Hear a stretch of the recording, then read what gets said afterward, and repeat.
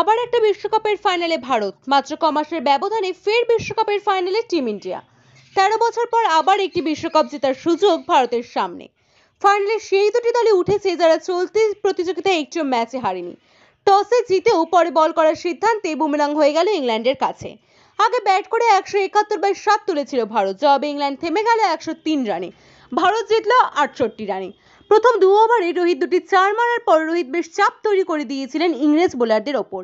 তৃতীয় ওভারে ঋষি চোপড়াকে 6 মেরে নিজেদের মনোভাব পরিষ্কার করে দিলেন বিরাট কোহলিও। কিন্তু চতুর্থ বলেই যে ওভাবে আড়াআড়িভাবে মারতে যাবেন তা কে জানতো। টোপলির বলের লাইন পুরোপুরি মিস করলেন তিনি। কোহলির মতো ব্যাটার এইভাবে সোজা একটি বলে এই শট খেলতে যাবেন তা বিশ্বাস করা শক্ত। কোহলি কতটা খারাপ ফর্মের মধ্যে দিয়ে যাচ্ছেন তা স্পষ্ট হয়ে গেল এই শটেই। এই আউটের পর আবার প্রশ্ন উঠতে পারে তাকে ওপেনিংয়েই খেলানো উচিত হচ্ছে কি না।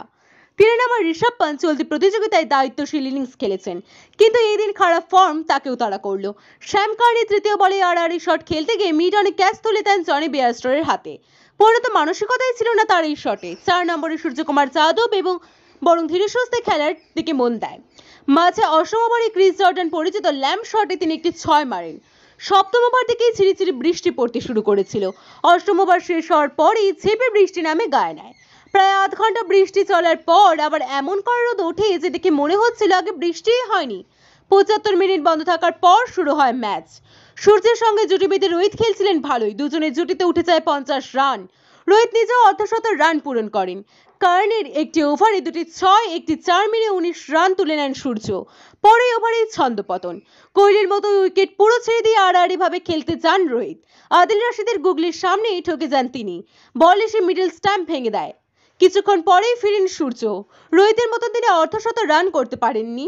জফরা আর্চারের স্লোয়ার বল তুলে দিয়েছিলেন। বাউন্ডারির ধারে ক্যাচ ধরেন ক্রিস জর্ডান। মাঝের দিকে নেমে হার্দিক চালিয়ে খেলছিলেন। জর্ডানকে জোরে ছক্কা মেরেছেন 18তম ওভারে। হার্দিককে লোভ দেখিয়ে চতুর্থ বলটি ঠিক একই জায়গায় করেন জর্ডান। হার্দিক একই শট খেলেন, লং অফে ধরা পড়েন কার্নের হাতে। শিবম দুবেকে এই দিন একটু দেরিতেই নামানো হয়েছিল।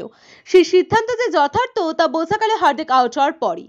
সাজঘর থেকে 22 গজে শিবমের আসা যাওয়ার মাঝে 2 মিনিটও লাগেনি। প্রথম বলেই খোঁচা দেন উইকেট কিপার বাটলারের হাতে। শেষ দিকে রবীন্দ্র জাদেজা এবং অক্ষর প্যাটেলের সৌজন্যে 171/7 তোলে ভারত। ইংল্যান্ডের ব্যাটিং এর সময় চিন্তা ছিল তাদের দুই ওপেনারকে নিয়ে। গত টি-20 বিশ্বকাপে দুই ওপেনার হারিয়ে দিয়েছিলেন ভারতকে। তাদের একজন জস বাটলার এই দিনও ছিলেন। শুরুটাও করেছিলেন আগ্রাসী ভঙ্গিতে। তৃতীয় ওভারে আর্শদীপ সিংহকে 3টি 4 মেরে ইংল্যান্ডের মনোভাব বুঝিয়ে দিয়েছিলেন তিনি। চতুর্থ ওভারের প্রথম বলে বাটলার নামক কাটা উপরে নিলেন অক্ষর। প্রথম বলে কাট করতে গিয়ে পন্থের হাতে ক্যাচ ধরা পড়লেন বাটলারের। পরের ওভারে বুমরা তুলে নিলেন সল্টকে। ষষ্ঠ ওভারে সেই অক্ষরে তুলে নেন জনি বেয়ারস্টোকে। পাওয়ার প্লের মধ্যে 3টি উইকেট হারিয়ে বেকায়দায় পড়ে যায় ইংল্যান্ড। অক্ষর সেখানেই থামতে চাননি। অষ্টম ওভারের প্রথম বলে তিনি তুলে নেন মঈন আলীকে। ইংরেজ অলরাউন্ডারের প্যাডে বল লাগার পর কেন তিনি এগিয়ে এলেন তা জানা নেই। ক্রিজে ফেরার আগেই পন্থ বল তুলে এক হাতে উইকেট ভেঙে দেন। স্পিনারদের উৎসবে কুলদীপ যাদবও বাদ যাননি। তিনি নবম ওভারের প্রথম বলে তুলে নেন শ্যাম কার্নিকে। 49 রানে 5 উইকেট হারিয়ে তখন ইংরেজদের টলমলে অবস্থা। ইংরেজদের একমাত্র আশা বলতে ছিলেন হ্যারি ব্রক। 11তম ওভারের চতুর্থ বলে কুলদীপ যাদব তাকে তুলে নিতেই খেল খতম। শ্যাম কুরান, ক্রিস জর্ডানের উইকেট নেন Kuldeep Yadav. Livingstone, Adil Rashid run out হন। আর্চারের আউট করে ইংল্যান্ডের কাফিনে শেষ পেরেক পোতেন বুমরা। শনিবার ফাইনালে সাউথ আফ্রিকার মুখোমুখি হতে চলেছেন টিম ইন্ডিয়া।